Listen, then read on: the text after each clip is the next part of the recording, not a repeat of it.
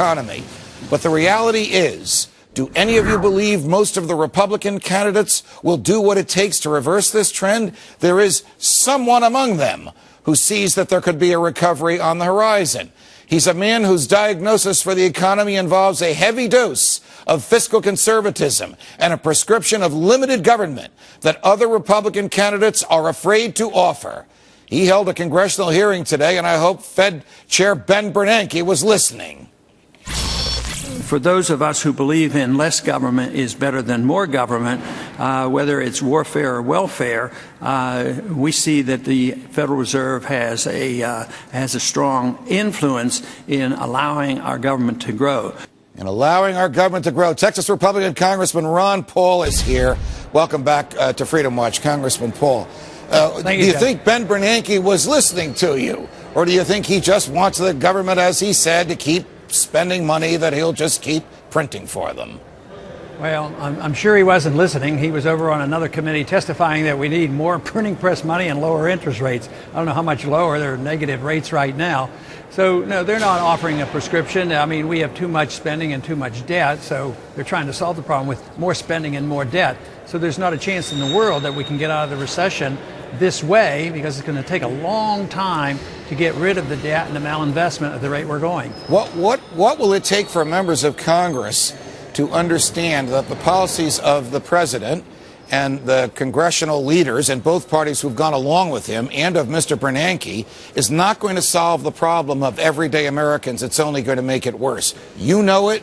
You've been discussing this for years. What will it take for the rest of the people in the government to realize you can't do the same thing over and over and over again and expect a different result? Well, I'm not too optimistic that they're going to catch on, because when you think about how long it took us to come out of the Depression of the 1930s, it was a long time. When you think about people learning our lesson in Japan, they've been going up on almost 20 years. We're now, I think we've been in a slump since the year 2000, not just in the last 4 years. And the people here don't want to change because they have been conditioned by Keynesian economics. But where I'm encouraged is that people outside of this place are getting the message.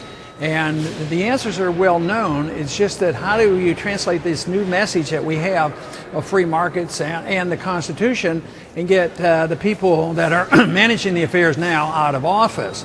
And I believe we're going in the right direction, but we still have a long way to go because, you know, the deficit is continuing to expand and the government is expanding and they're still printing the money. So they haven't changed their policy. But I keep plugging away, and we are reaching a lot more people, even previously, but especially in this campaign. We're reaching a lot of people now that know there are answers out there, and they're not that complex. It's just a stronger conviction of and belief in freedom and understanding how the market works. What are the answers? What would a President Paul do if the Congress were to be of like mind to address our economic recession in the first couple of months of your presidency? Well, you could bring our troops home and have them spend all their money here at home. That would give us some reprieve. We could change our foreign policy and indicate to the world that we're going to get our budget under control. We could remove taxation on all the money that is held overseas by our corporations and not double tax them. We could remove the interest paid by the Federal Reserve to the banks. The banks won't, invest their money because it's too risky. But the Federal Reserve gives them their money essentially for free, and then they invest it back in the Treasury bill, so they help monetize the debt too, along with the direct monetization of the Federal Reserve. So those are a few things, but sending a signal will be most important. We're going to quit this spending. Right now, I'm working on a plan where even in 1 year, I want to cut $1 trillion. Because this year's budget is the only budget that counts. This tinkering around and say, we're going to cut 5 years, 10 years out on the proposed increases. The American people see through this, and that's why their confidence has not been restored. So they have to have somebody that will stand up and say, this is what we have to do, and we shouldn't suffer for it. Because if I return freedom to the individual and the right to keep what they earn and give them incentive, why should that be a sacrifice? They should feel better by getting the government off their backs and out of their wallets. We have a tax system that is so complex it's hard to find a human being that has read every regulation from the first to the last, much less who understands all of them. What would you do to alter or hopefully to simplify the method by which the federal government taxes people in this country? Well, in general, I support any tax reform that would reduce taxes and reduce the power of the IRS. But I do not like the idea that we have to replace taxes. I want to get rid of the income tax, but I don't want to replace it with anything. I worry a bit about those who want to cut down on the income tax but give us a sales tax. I think that would be very bad policy. What would the federal government do in order to fund what it does? I know the government would be seriously shrunk if you had your way. But let's say that the foreign wars ended and the federal government didn't involve itself with education or housing and urban development or commerce, and those matters were left to the free market or to the states. How would you fund the federal government? Well, you would defund the federal government. You know, if you look at just getting rid of the income tax now, I think the revenues would still be like they were less than 10 years ago, 8 years ago or so. You'd still have the same revenues. And we lived up until 1913 without an income tax. So it's the appetite for big government is the problem. The taxes and the Federal Reserve inflating, that is the symptom. And the budget problem is a symptom of the appetite for big government. So we have to convince enough people, and this is where we're making progress. The majority, large majority now, of American people say enough is enough in Afghanistan. Let's come home, and we can save a lot of money. The other side of the coin, though, is the entitlement system.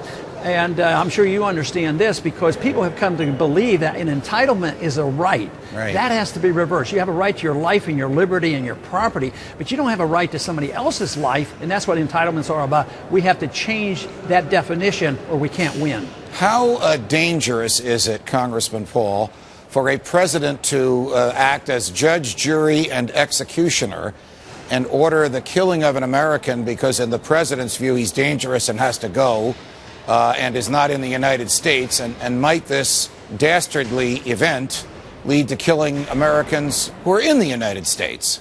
Of course, that's the big danger. I've been mulling this over, and I think it might be our crossing of the Rubicon. I believe we have just transitioned, if we don't quickly reverse this, transition from what's left of our republic to the dictatorship or the tyranny that came, to the Roman Empire. So we are losing our republic, and republicans are gone when the government takes over the monopoly of control of money and they print their own money or create their own money.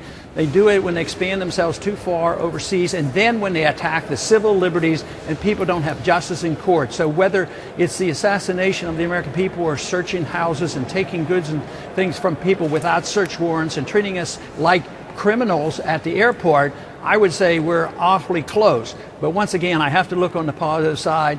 And going around the country, I still do meet a lot of people who are getting pretty upset with this and would like to see the restoration of our republic. Are there members of Congress from both parties who agree with you? I know Congressman Kucinich, who doesn't often agree with you, agrees with you on these issues. The president can't start a war in his own. The president can't kill an American. Everybody's entitled to due process. Is the Congress a potted plant, or are they going to do something about this? Well, and too often the leadership is only in the business of preserving power. And that's what they argue about. It's a shame that all this arguing and bickering going on between the two parties, that there was a difference, but regardless of which party you have, they still endorse. They don't change the definition to rights and entitlements, and they don't change the foreign policy, and they don't go after the Fed. But we have a dozen or two. There are several young members of Congress, and you've had several of them on your program that are willing to look at this. So we're making inroads. But I think as problems get worse, there's going to be a greater need. I think that's one reason why we've gotten attention, at least the last few years, is out of necessity. The wars are going badly. The economy's in shambles. They better pay attention to some alternatives to what we're getting. Time for a game changer. Congressman Paul, it's always a pleasure. Thanks for joining us. Thank you, Judge. The Congressman Ron Paul.